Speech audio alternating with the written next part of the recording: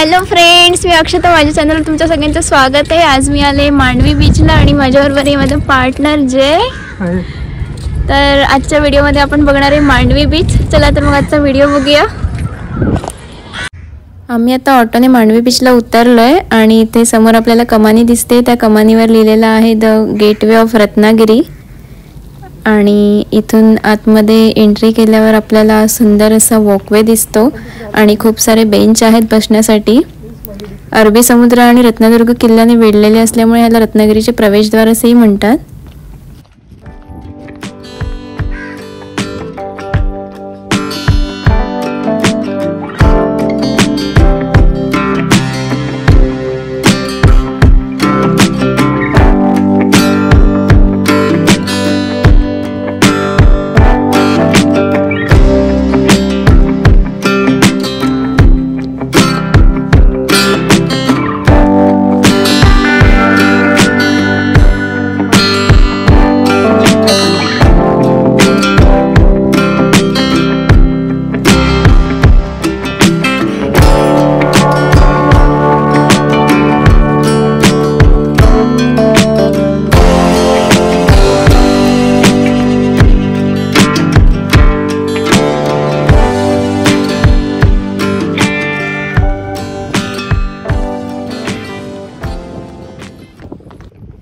आम्ही आता वॉकवेवरून चालत इथे वॉकवेच्या एंडला आलो आहे आणि इकडून आपल्याला मस्त असं समुद्र बघायला मिळतं आहे.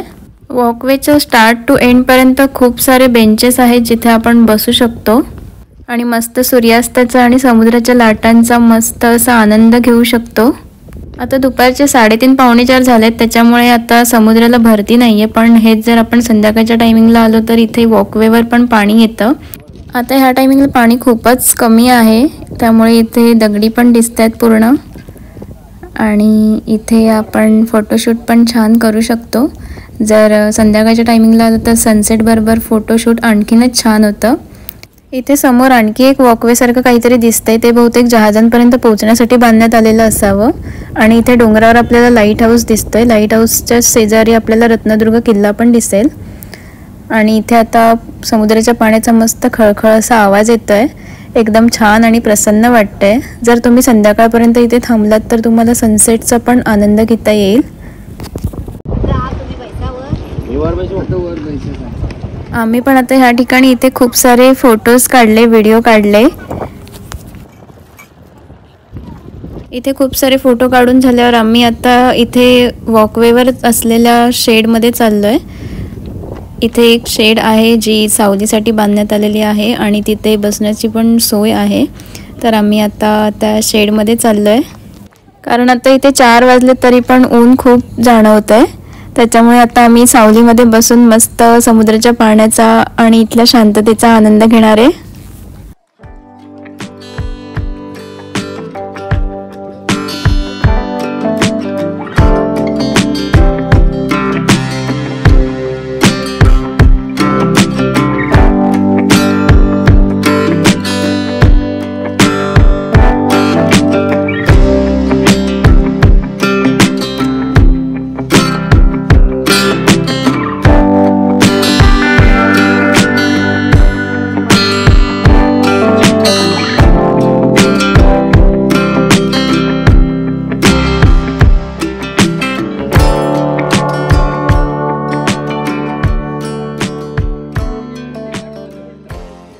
इथून समुद्रात जाण्यासाठी पायऱ्या पण बनवलेल्या आहेत, ज्या पायऱ्या उतरून आपण समुद्राच्या पाण्यामध्ये जाऊ शकतो.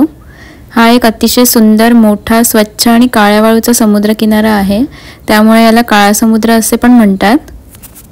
आता समुद्राला भरती नाही आहे, त्याच्यामुळे छोटी छोटी मुलं पण आता पाण्यात जात आहेत. पण जर संध्याकाळी भरती आली की इथे आपण जाऊ शकत नाही, कारण इथे खूप पाणी असतं. आम्ही आता इथे थोडा वेळ बसलो होतो आणि आता आम्ही इथून निघालो आहे. इथे स्थानिक लोक आणि पर्यटक दोघेही वारंवार येतात आणि हे एक असे ठिकाण आहे जिथे तुम्ही आराम करू शकता, समुद्राच्या लाटा ऐकू शकता आणि समुद्रात मावळत्या सूर्याचा आनंदही घेऊ शकता.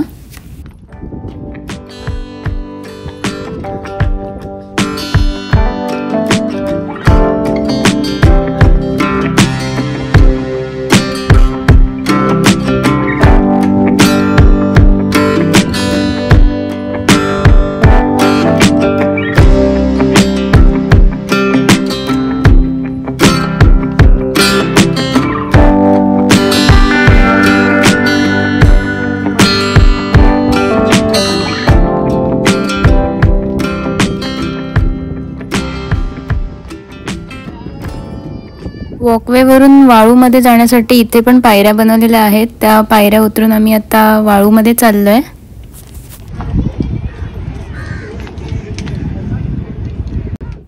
आता 4 वाजून गेलेत आणि इथे आपल्याला दिसतंय सूर्य मावळत आलाय आणि अजून थोड्या वेळाने एकदम लाल लाल एकदम सुंदर असं सनसेट दिसेल. आता पण छानच दिसतंय, पण थोडा काळोख झाल्यावर आणखी छान दिसेल. इथे वाळूतून समुद्र किनाऱ्यावरून वॉकवेचं दृश्य आपण बघू शकतो आणि इथे एक हॉटेल आहे सी फॅन्स. जर तुम्हाला इथे स्टे करायचं तर तुम्ही सी फॅन्स हॉटेलमध्ये येऊन राहू शकता. आणि इथे समुद्र किनाऱ्यावर एक छोटंसं मंदिर पण आहे. तिथे आम्ही आता पाया पडायला चाललो आहे. हे हनुमानजीचं मंदिर आहे. एकदम छोटंसं पण मस्त मंदिर आहे. हे सी फॅन्स हॉटेल एकदम समुद्राच्या समोरच आहे. इथून सी व्ह्यू मस्त दिसू शकतो. आणि इथे खूप सारे स्टॉल पण आहेत. इथे खाद्यपदार्थांच्या गाड्या आहेत खूप साऱ्या, पण आता सध्या त्या बंद आहेत. मला वाटतं जसं संध्याकाळ होईल, लोक यायला चालू होतील, गर्दी होईल तसं ह्या चालू होतील. तर आम्ही आता मस्त मांडवी बीच फिरून निघालोय परत घरी. जर तुम्हाला सनसेटचा आनंद घ्यायचा असेल तर तुम्ही संध्याकाळी उशिरा या आणि सनसेट बघून जा. तर तुम्हाला हा व्हिडिओ कसा वाटला कमेंट करून नक्की सांगा. आणि व्हिडिओ आवडला असेल तर लाईक करा, शेअर करा, कमेंट करा. आणि माझ्या चॅनलला अजून सबस्क्राईब केलं नसेल तर सबस्क्राईब करायला विसरू नका. थँक्यू.